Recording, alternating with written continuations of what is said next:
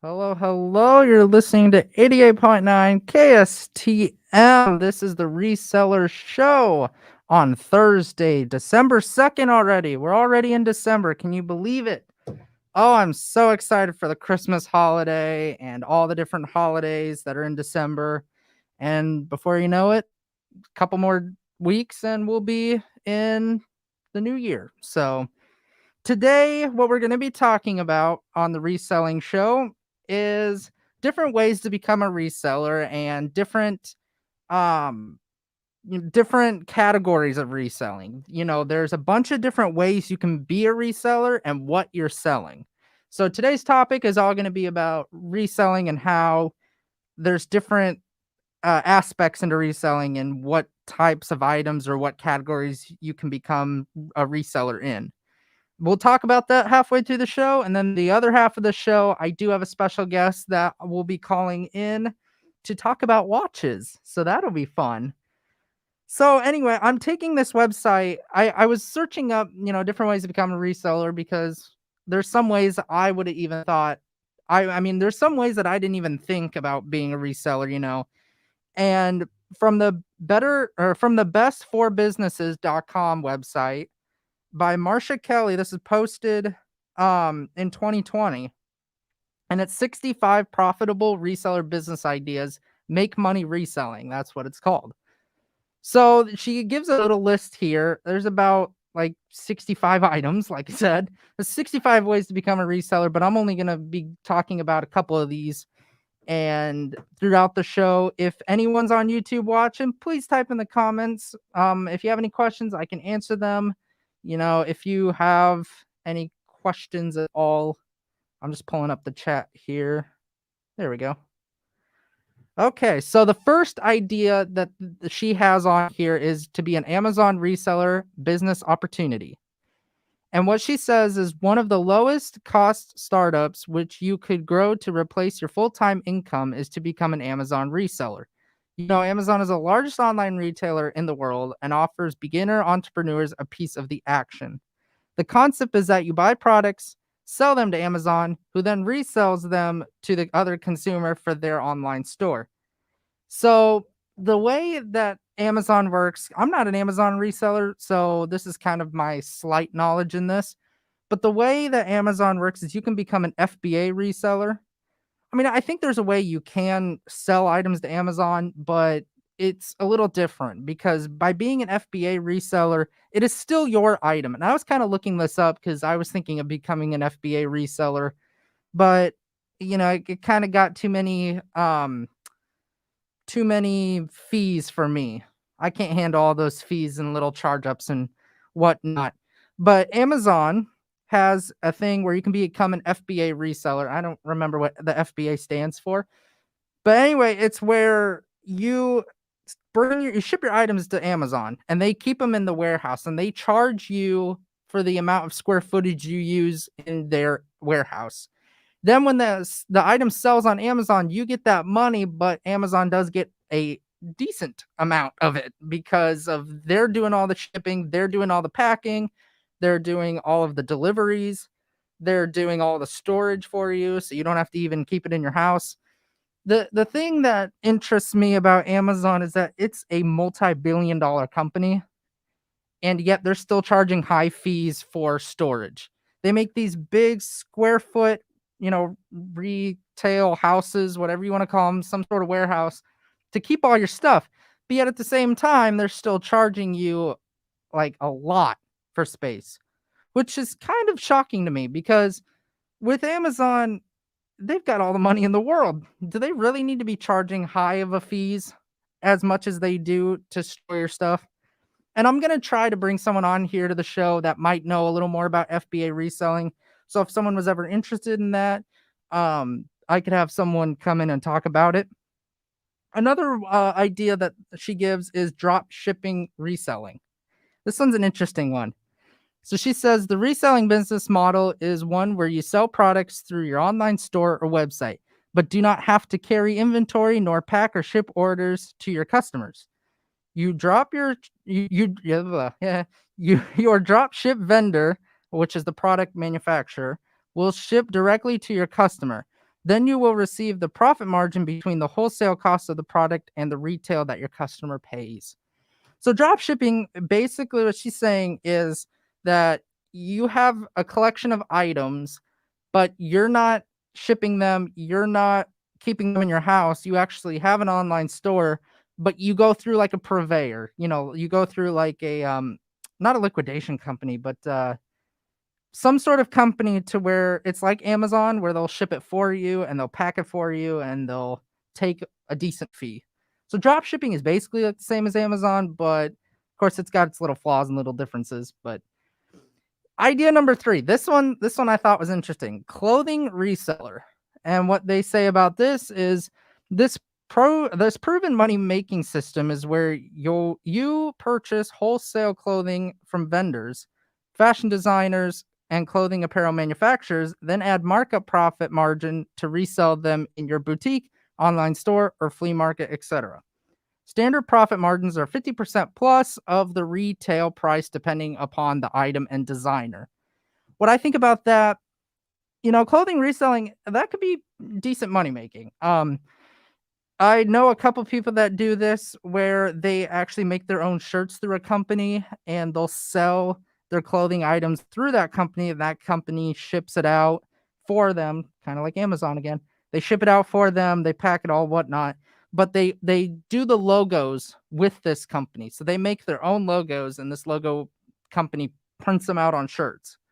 And so they'll sell their clothing through the distribution, designer manufacturers, all the clothing apparel stores, and get it out to the customers, and then they still get a profit from that. So I think that is interesting. Idea number 4. This one is probably one of my favorites because this is who I am right now. Antique dealer. And this is what they say about it. If you love old items such as furniture, china, glassware, and jewelry, consider becoming an antique dealer. You can buy antiques to resell at flea markets, thrift shops, or estate sales, and then resell them online or in an antique market. So the thing about this is they don't go into full detail about antique reselling, but again, if you want to go into an antique shop, there's basically a uh, fee for your booth per month. Normally, it's usually per month, and then some places will take a little commission, like a uh 10 or 15% commission. Most of mine take 10, but I know some places take 15. And it just depends on how they charge you for your booth, because some antique booths and some stores I know charge the booths by like every 3 weeks, when some months have 4 weeks. So it just depends what you're selling, where you're selling. The other thing that she doesn't talk about in this is there are different antique dealers. There are so many different categories of antique dealers. You could, just be specific in jewelry. You could be just specific in furniture. You could sell mid-century, modern, um, old furniture in general. You could be a vintage clothing reseller. I know there's a ton of vintage clothing resellers out there who, build their business from the ground up. And the way they make money, it surprises me how our generations are so interested in vintage clothing. It's actually shocking to me because, you got these old clothes and you wouldn't think people would want old clothes. You think they would want to shop brand new from retail stores. Well, there's actually some people out there that actually do want to have vintage clothing because they love the old feel of it. They love the what's the word? It's kinda like where they go back, the nostalgia, there you go. It's the nostalgia of their childhood, basically, if they want the clothing from their childhood.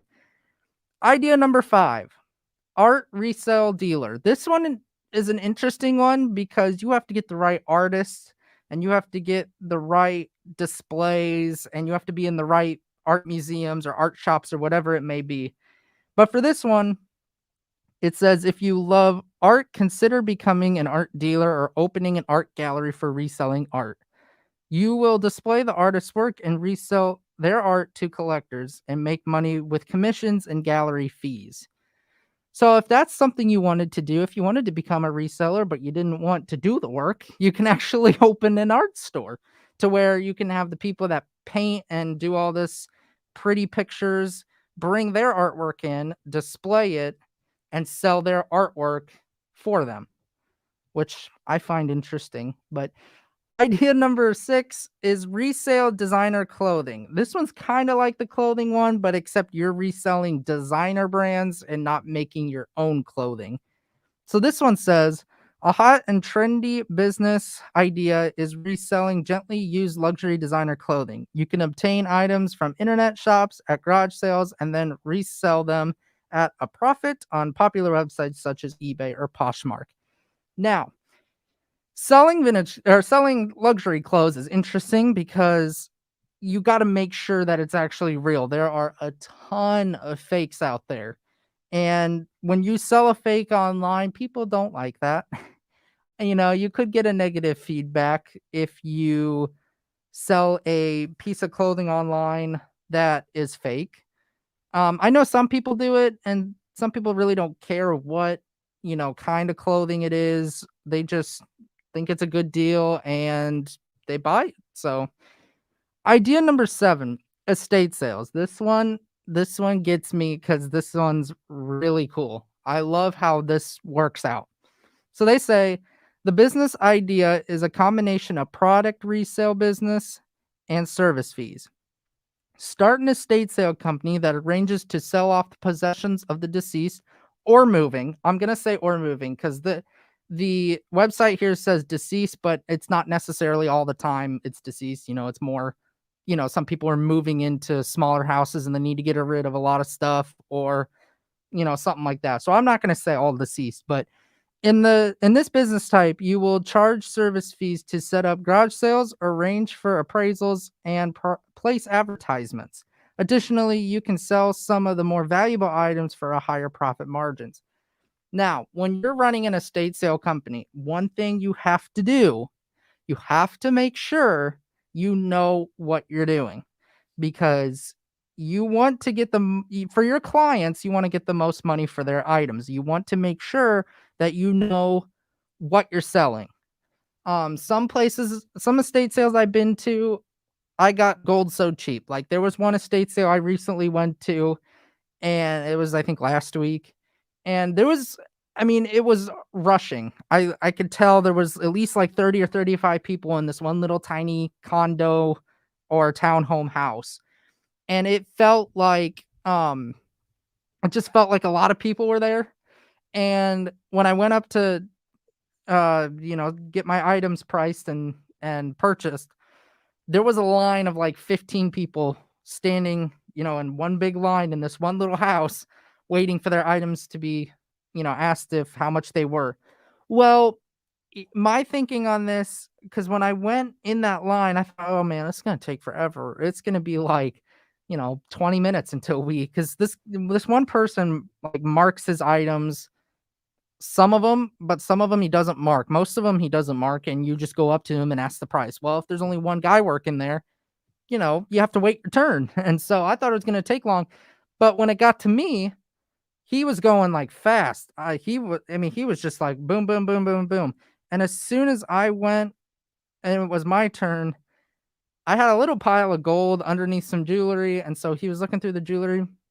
10 bucks. And I bought some baskets and I bought some whatnot, but $10 for the gold. I was like, yes. In my mind, it's probably like 150 or $200 in gold, but still, that was a really good deal. Um, but like I said, with estate sales, you have to know, you have to know what you are selling. If you want to make your clients happy, you have to know what you're selling and you have to have the right clientele for those items. One of the things when you're running an estate sale is the bigger items like furniture or vehicles or even houses. Sometimes the estate sale company sells the house. Um, you want to make sure you advertise those really, really well because for bigger items, you're not going to have as much of a clientele to buy those bigger items and they're not going to want to spend too big of a money on it. So you have to make sure you price it just within budget of the clientele. Number 8 here is luxury handbag reselling. It says luxury handbags have become a multi-billion dollar business on which you can profit handsomely. Reselling handbags is easy because there is no sizing involved and there is very standard price structure. Okay, I somewhat don't agree with that because with handbags, there's so many things to go into handbag reselling. You have to make sure you take pictures. If you're selling these handbags online, you got to make sure you take pictures, so many pictures, because a lot of handbags, I guess some, maybe not a lot, will have stains at the bottom from being used, especially if you're purchasing used handbags. If you're purchasing brand new, then you don't have to take as much photos because they're brand new. But used handbags, that is where you need to take a bunch of pictures because you don't know where stains are. Your customers, if they find a stain when you ship it and you didn't notice it when you were taking pictures, then you might have some negative feedback on you. So you want to make sure that you don't have that negative feedback and you want to make sure you take good pictures. So number 9, this is my favorite because I could talk hours about this one. Number 9 is jewelry reseller. Again, which is basically what I am. There are many ways to become a jewelry entrepreneur. One easy way is to get started to join a direct sales company, which is a form of reselling. Another is to purchase used jewelry, either costume, vintage, or fine jewelry from estate sales and thrift shops, and then resell for profit. With the jewelry here, the first step, like they said in the thing, to become a jewelry entrepreneur is to join a direct sales company. People wonder, well, what direct sales company are in jewelry? Well, Avon. Avon's a good example of a direct sales company. You could be a seller for Avon. You could be a seller for Solpata. That's like really high end sterling jewelry. You could be a direct sales agent for pretty much any jewelry company that allows it. But Avon, I know because I don't have experience in reselling with Avon, but I do have experience selling Avon jewelry. And what I realized is that Avon makes a ton of jewelry. I couldn't count all the pieces that Avon makes. It's just too much. And so with the jewelry reselling, the other way they talk about is basically what I do, selling used, fine costume jewelry. Yes, you can buy them from estate sales. Yes, you can buy them from thrift shops. You can even buy it online off eBay in big boxes, or you could buy them, anywhere that jewelry is being sold. Number 10, this one I found interesting. Distributor reseller. Becoming a distributor for a product line of merchandise is a form of reselling. You work directly with manufacturers and resell their products in a specific region or market. Basically, what they're saying is you are the person in charge of taking someone's products and putting them into a store. I guess that could be a kind of a reselling opportunity, but that's more of a job rather than a reseller. But hey, it works. Here's number idea 14 on here. This one is an interesting one because a lot of people are doing it now since the pandemic, but it says online boutique. This reseller business idea is to create your own e-commerce site and sell products. Your product line could be drop shipping items, handmade crafts, or merchandise purchased for resale at wholesale prices. Online resale business is an excellent way to earn money, part or full time from home. A lot of people are doing this, especially with Poshmark, eBay, all those different websites where you can start your own online store. Of course, it does come with fees and it does come with customers, and hopefully you get your customers back if you ever get negative feedback, but hopefully you don't. But if you're ever looking to start small, I think this number 14 idea is the perfect way to go to start. Just start in a little eBay store or a little Poshmark store, maybe put a couple items on there. It would be a good way to get your name out there, and then maybe after eBay, if you become a popular seller on eBay or a popular seller on Poshmark, then move into your own website and design it, and then you can sell, well, whatever you're selling, like if it's your handmade clothing, if it's jewelry, if it's little knickknacks, antiques, whatever it may be. Number 15, this one's interesting. Resell services. You can resell the services of others and profit nicely in the transaction. An example is are becoming a booking agent for musicians, entertainers, for models. Here you are reselling their services and making money for yourself. Interesting. I didn't even know that that's considered reselling. Well, I guess you're reselling their talents. Well, yeah, I guess I would say cuz you're reselling their talents. So, especially if you're a booking agent for a musician, you're basically selling their talents to a organization. So, that's kind of interesting. Ticket reselling. This is idea number 16. This reselling concept is similar to the ultra successful site StubHub. They are reselling tickets for various entertainment events and profiting nicely. Here's what I don't like about that idea. Ticket reselling is a common thing. I know there's many people out there that do ticket reselling, but you got to watch the fakes. You definitely have to watch the fakes for ticket reselling. They just I don't know. You got to make sure you're buying from somebody that is well known and actually has experience in that. But I'm not going to get fully into that topic because ticket reselling is just, it's interesting.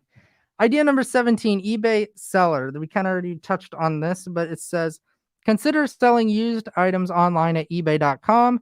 Thrift flips are where you find items in thrift stores, clean them up, and sell them for a profit by listing them on eBay.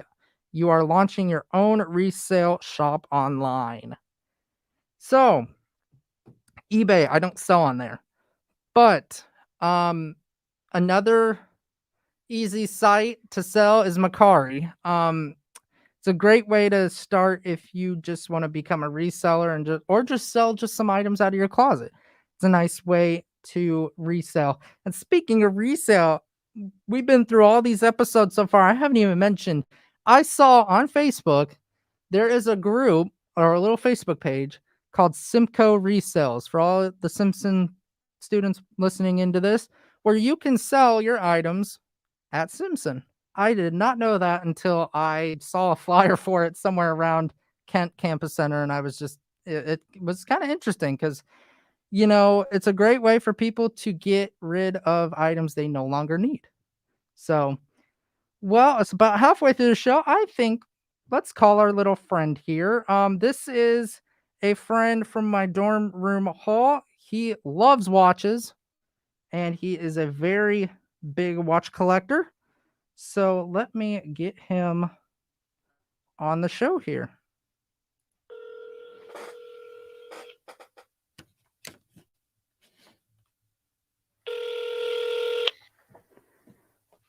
Hey, Brandon, how's it going? Hey, Carson, how's it going? Oh, it's going great. So we're just in the middle of a show, and I thought you could talk about why you like to collect watches. Yeah, absolutely. I have kind of a strange backstory. I've got a lot of weird hobbies, but I'm really into competitive shooting. Hmm. And so one of the things that a lot of competitive shooters will do, especially like photo op type situations or what's known as shoot offs, so that'll be like tiebreakers. Typically, between when you've actually shot your competition and when you're going into a tiebreaker, what a lot of shooters are going to do is they're going to go back, take a shower, clean up, and they're going to dress nice when they show up for their shoot off. Partly as a way just to represent themselves and the companies that they work for in a good light. But typically this means dressing up. And so the more competitive shooting I did, the more I kind of noticed that a lot of these guys are wearing some really nice watches. And that got me interested. Like everybody else that's starting out, I wanted to look, just as professional as these guys did when I was showing up for stuff like that. And so I started kind of doing some research into watches. And I've always been interested in mechanical things. And so I got kind of invested in the watches these guys are wearing, and I decided I wanted to get a few nice ones for myself. And I suppose the rest is history. It's a very addictive hobby. Yeah, I know. With reselling watches, the prices vary. What is your favorite brand? Like, what's the brand you wear the most? Your fan favorite? Yeah. So right now, obviously being in college, I'm on a fairly limited budget. There's also a pretty high demand right now for some of the higher end brands, Panerai, Rolex, and all of those. But right now, I'm on kind of a strange kick. It's the Citizen Watch Group, which is a fairly popular brand in the United States, but I'm interested primarily in JDM citizen models, so Japanese domestic market only citizen model. It's currently what I'm wearing. Oh, nice. Yeah. So do you care for Rolex or not? Because the Rolex is one of my favorite ones, but I know they make a bunch of different watches, and some models just don't add up to their standards, I feel like. Yeah, so there's a pretty mixed bag of feelings, I suppose, as far as Rolex goes in the watchmaking community right now. Rolex is similar to a lot of companies that make high-end jewelry, especially diamonds, in that they create the demand. So Rolex only produces a certain number of models each year, and that allows them to basically control the prices of the watches. But they've gotten a lot of controversy. If you go buy a new Rolex, you have to go through what's known as an authorized dealer, an AD. And so the issue right now is that the ADs are only selling to people that have done business with them before. And the problem gets to be you have a lot of flippers on what's known as the gray market. So you'll have somebody that's bought a few Rolexes from their dealer who will go in and they'll buy a couple new watches. Maybe they get on a wait list. But when they get these new watches, what they're going to do is they're going to put them on the gray market almost immediately. So they're going to take them and then they're going to sell them for 2 or 3 times what they originally sold for. Wow. Personally, I'm not a huge fan of this. My favorite watch brand is actually in the Rolex family, though. It was also founded by the same guy that founded Rolex, Hans Wilsdorf. That brand would be Tudor, Tudor.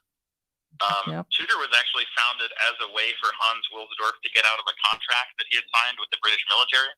Mm-hmm. So Rolex watches, way back in the day, they started making dive watches, and Rolex actually used patents from other companies. So they weren't the first to make the waterproof wristwatch. They weren't the first people to make automatically wound watches. But what they did was they basically bought a fair number of patents and decided to put them together into a dive watch that could be used by either commercial divers or military personnel.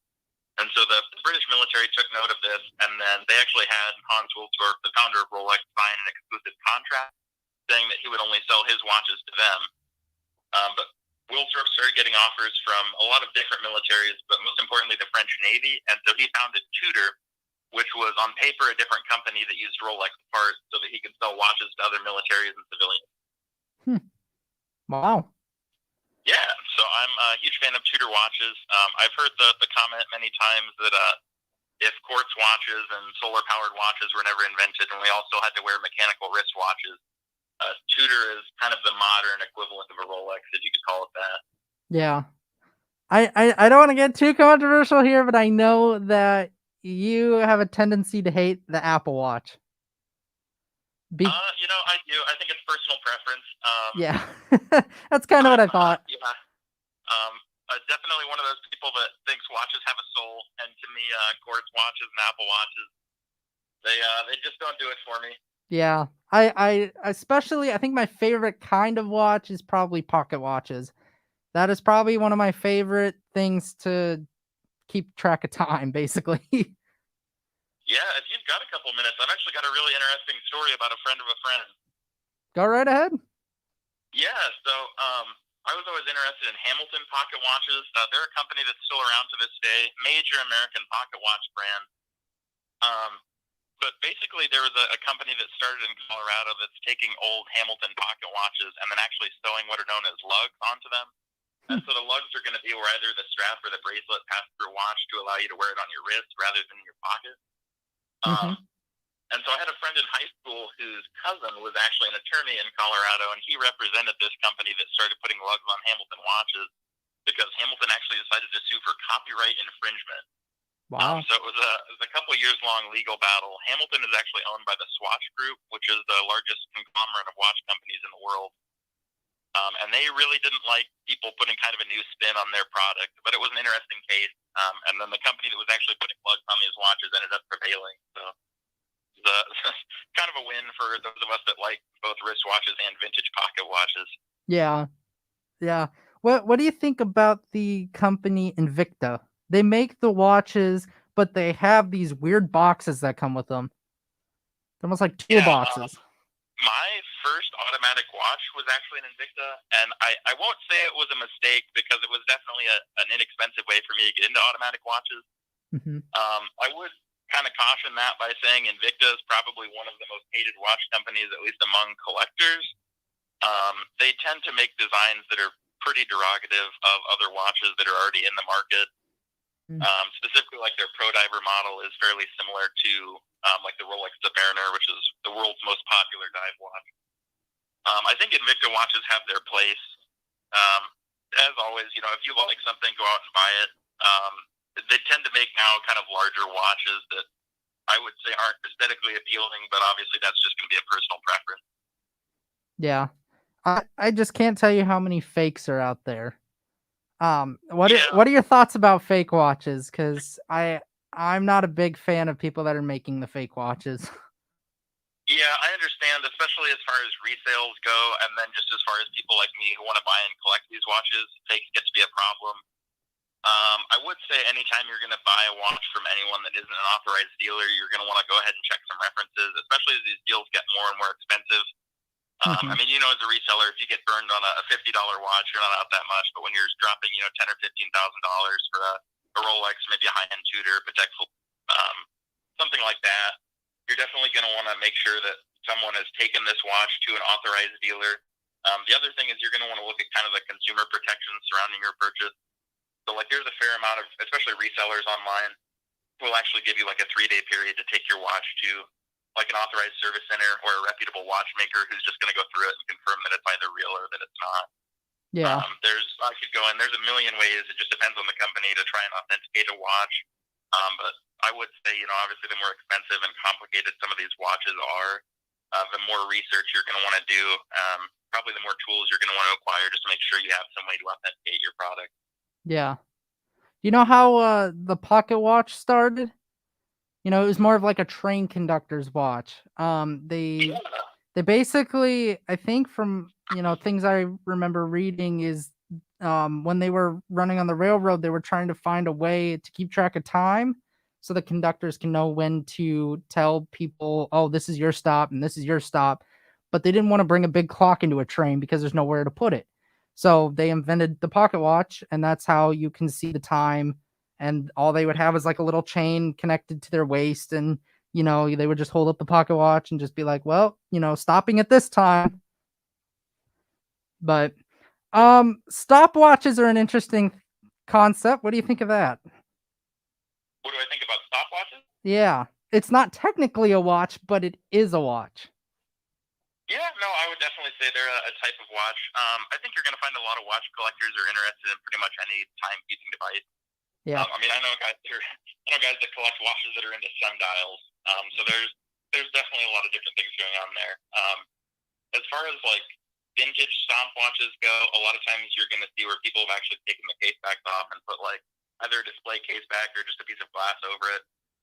Stopwatches tend to be a lot more mechanical than your average watch. Similar to like a chronograph watch, you're going to have pushers that are going to allow you to like start and stop the movement of the hands on the watch. But with just about anything, the more complication you get, the more expensive and kind of intricate and interesting these watches are. Yeah.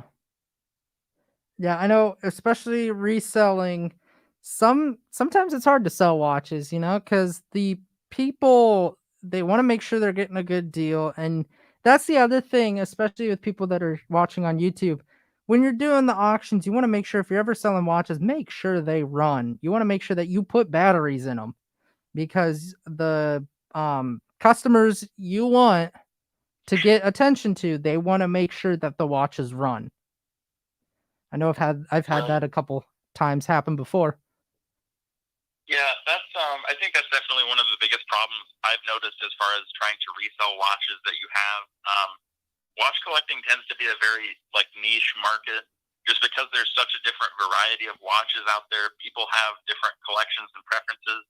Obviously, different types of watches, like you mentioned, pocket watches, stopwatches, and then obviously when we get into wristwatches, we're going to see different types of watches. So dive watches, pilots watches, things like that. Like other collections, I suppose, people decide what they like and don't like. And so part of the problem when you go to reselling a watch is just making sure that you're getting it in front of, obviously, the right audience. And there's different ways to do that. Yeah. And so you go to a lot of shooting events because, you're probably one of the best ones in the team here at Simpson, is my guess. Thank you. You're welcome. What is the best watch you've seen on someone at one of the competitions? Oh man, I have seen some great pieces. I think the best watch that I've ever seen in person and like talked to somebody about at a shooting event, it would be a green Rolex Submariner maxi case. And so to translate that into normal people, normal non-watch guy speak, it's basically a green Rolex dive watch made between like 2008 when they changed from the like standard cases to the super cases, which was just kind of a larger, thicker watch case for a bigger wrist presence. And that was actually on the wrist of Sean Hawley. He's a professional shooter out of Utah, big watch guy. Wow, that's cool.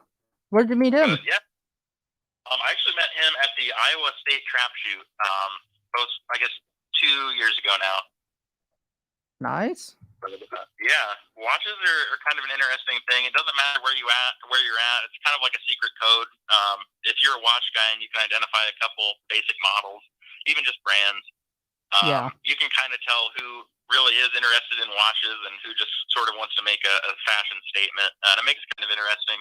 I've had a lot of conversations just walking up to somebody and saying, hey, I noticed, XYZ, I noticed the watch that you're wearing is very nice. Like, where did you get it? What's the story? And that tends to be something a lot of people have a lot of sentimental value attached to their watches. It's something they're looking at every day. It could be a gift, something like that. Mm-hmm. Yeah. The watch community. Talk more about that. Are you a part of one, like maybe on Facebook or something? Oh man, yeah, I'm in. Probably at least a dozen, maybe 2 dozen Facebook groups. I'm on 3 or 4 watch forums. There's a whole YouTube community surrounding watches. YouTube, Reddit, almost any message board type social media that you can think of. There's going to be some sort of watch community there, even like Instagram and some of those other lesser known social media apps. I would say in general, the watch community tends to be fairly good community. It can be a little intimidating, especially when you're just getting started, because you're going to have people that have obviously a wealth of knowledge, possibly much more knowledge than you do.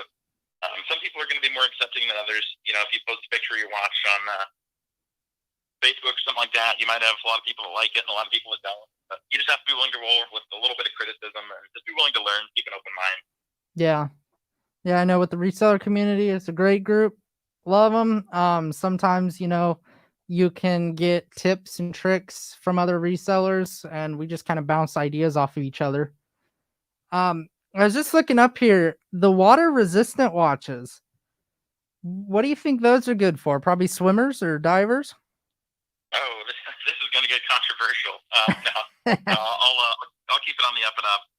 Yeah, so typically on the face of a lot of watches, you're going to see either water resistant, so many meters, or WR, so many meters. Again, just meaning water resistant. There tends to be a little bit of controversy surrounding how much water resistance you actually need. This joke gets made a lot in the watch community. I decided that I was going to wash the pots and pans today, so I decided to get a watch that was 1,000 meters water resistant.